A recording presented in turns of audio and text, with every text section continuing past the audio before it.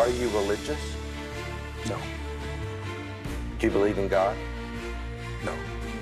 Which George Soros am I talking to now? The amoral George Soros or the moral George Soros? Of all the financial titans and philanthropists of the 20th century, none are more complex or mysterious than George Soros. Like Carnegie, J.P. Morgan, and the Rockefellers, he amassed billions through ruthless business decisions, only to turn around and give away most of his fortune to advance his own personal philosophy. He can move world financial markets simply by voicing an opinion, or destabilize a government by buying and selling its currency.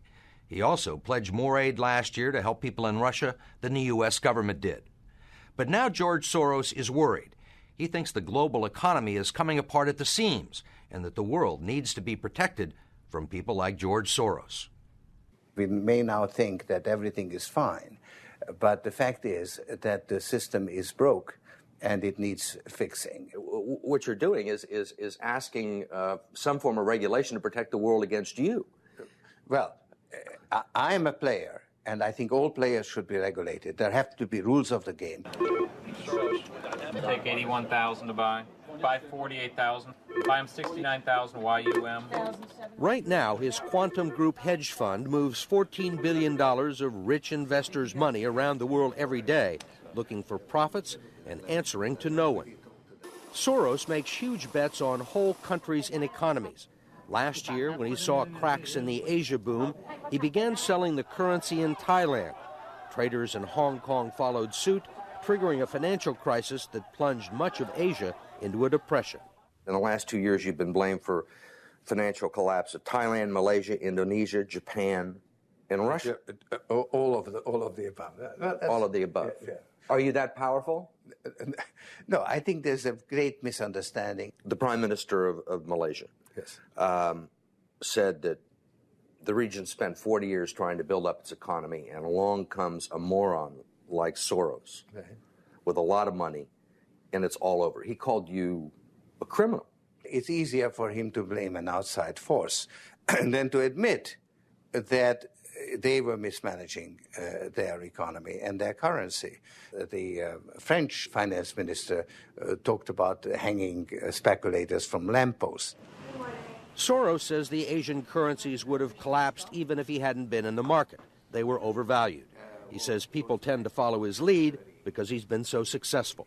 I think that I've been blamed for everything. I am basically there to make money. I cannot and do not look at the social consequences of what I do. This man is a carnivore of the first order. Jim Grant is the editor of Grant's Interest Rate Observer and one of Wall Street's most respected analysts.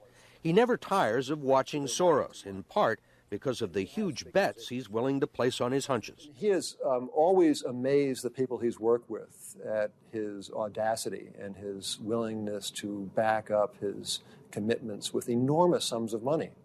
It causes the blood to drain from ordinary mortals' faces. Like risking $2 billion in Russia. When the Russian market began falling apart in August, Soros was the country's single largest investor. He called the U.S. Treasury and asked Uncle Sam for $7 billion to prop up the ruble. When U.S. officials failed to intervene, Soros wrote a letter to the Financial Times of London saying he thought the Russian currency should be devalued by as much as 25%. A few words from Soros were enough to cause panic selling that fueled the crash. What's it like to have a statement that you make have such serious, grievous consequences? I mean, you can, it looks to me like in a number of situations, you can take a position against a currency or make a statement, and the whole country falls apart.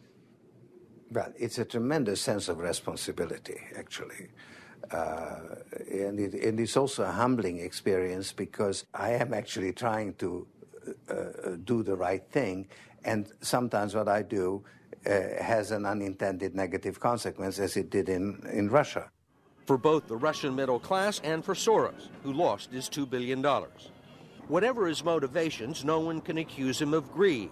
He's backed away from the day-to-day operation of his businesses and is giving away his billions now with the same determination that he made them in places like Haiti, a country that has less money in the bank than he does.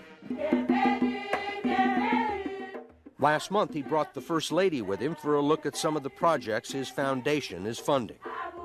This is Mr. George Soros, and he's going to be helping the hospital. This year, Soros plans to give away almost $500 million around the world. In Bosnia, when the water supply to Sarajevo was cut off at the height of the siege, it was Soros who wrote a check to jury-rig a pipeline through an abandoned highway tunnel. $5 million up front can be more valuable than $50 million a year or two later. Ambassador Richard Holbrooke brokered the peace in Bosnia. At one point, after the Dayton peace agreements in Bosnia in 1995, for a considerable period of time, George had given more money to implement the peace agreements than the U.S. government had. He just could move that fast. In Russia, he pledged $100 million to help scientists who might otherwise have sold their expertise to bidders like Iran or Iraq. In Eastern Europe, he's educated a new generation.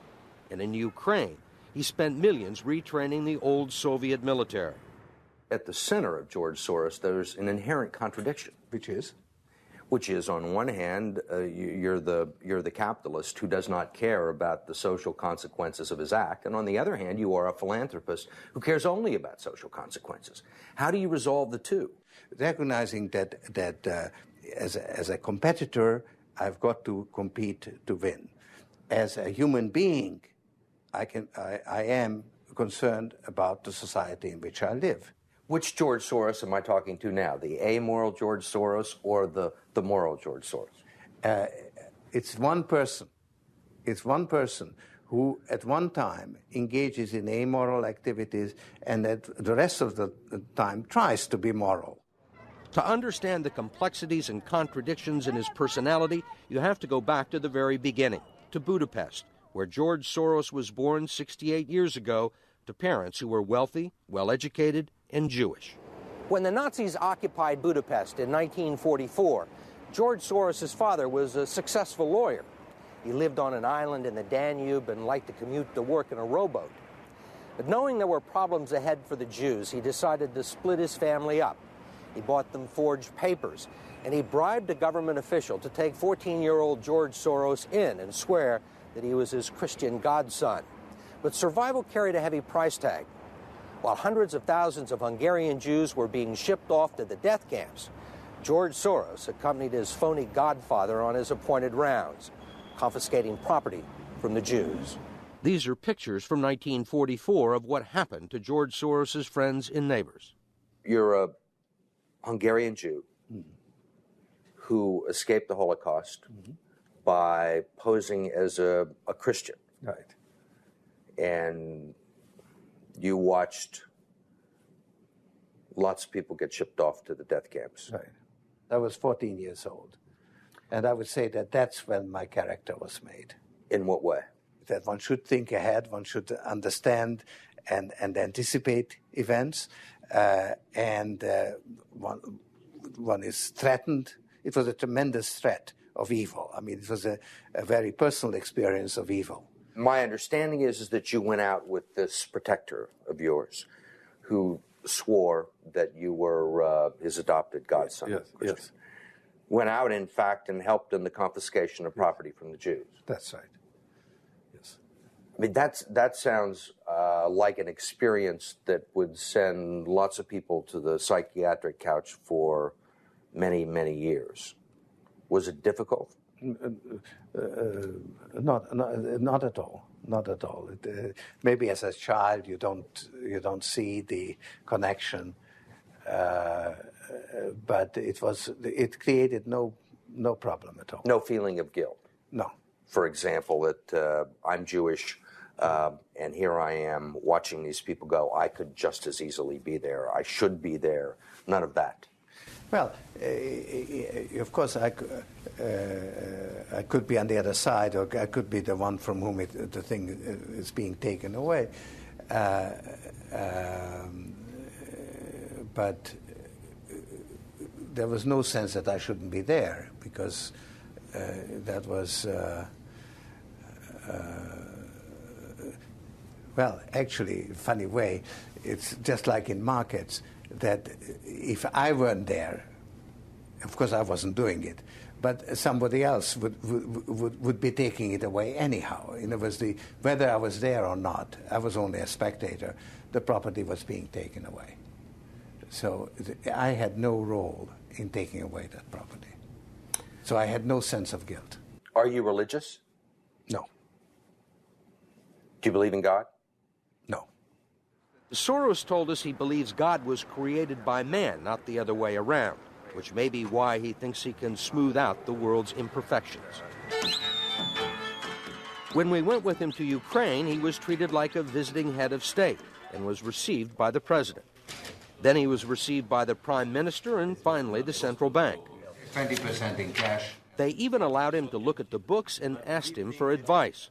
Lots of people want George Soros' advice. Most recently, South African President Nelson Mandela. Actually, President Mandela asked me, how could South Africa protect itself against speculators like you? And I told him, I wrote him a memo, trying to give him the best advice I could, how to reduce the exposure of South Africa to speculative attack. That's the old stop me before I kill again approach, right? Well, you're telling this is what you can do to stop me.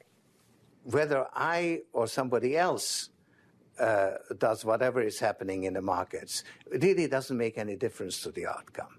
I don't feel guilty because I'm engaged in an amoral activity which is not meant to have anything to do with guilt.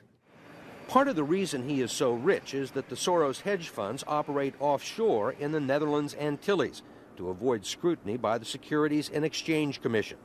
So even while Soros tells Congress and the Treasury that hedge funds must be regulated to stop the global crisis, he's avoiding the rules. Why is it that Americans can't invest in the quantum fund? It's an offshore fund. Why is that? Because the fund is not registered with the Securities and Exchange Commission.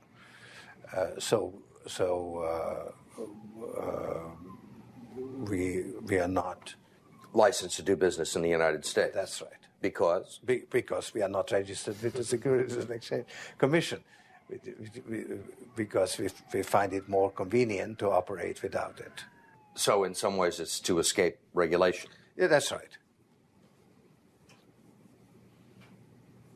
But you've been sitting here talking about the need for regulation.